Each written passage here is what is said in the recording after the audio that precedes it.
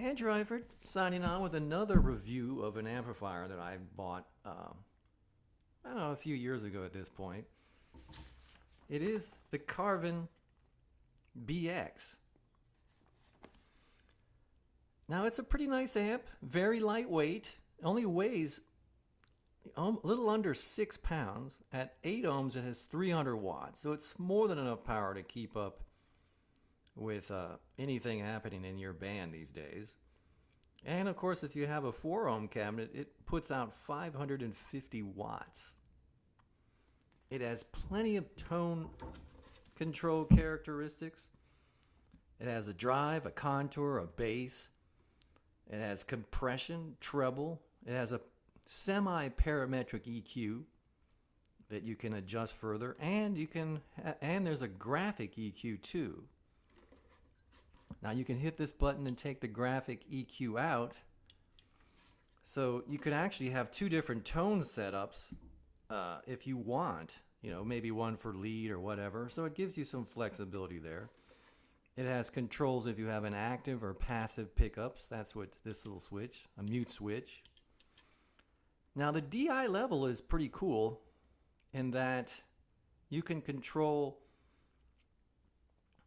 the sound coming directly from your bass, bypassing your amp altogether, or you can have the sounds of your amp controlling the tone before it goes to the PA board. And of course you can control the level coming out. And of course it has the master control and the on-off switch. The back panel of this thing, of course, has your standard speaker outlets. You can control the ohms of whatever cabinet. The foot switch, which I don't have, but that gives you some flexibility apparently with taking the EQ out and stuff like that, I believe. It has a headphones, tuner, effects loop, and this amp has two different preamp sections. One is a tube and one is solid state. Theoretically, I imagine if one goes on the fritz during a gig, you can just switch to the other one. The tube setting has a little bit more warmer sound than the solid state unit in my experience with it. I usually just leave it on the tube, which is out.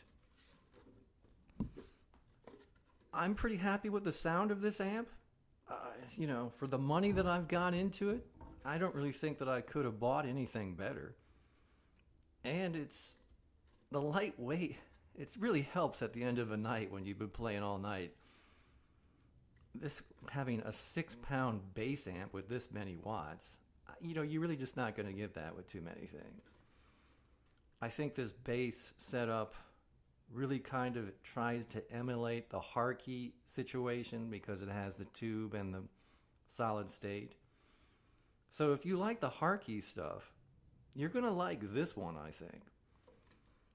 And I bring this up because, of course, Carvin is no longer making amplifiers anymore, and these are coming up on the used market.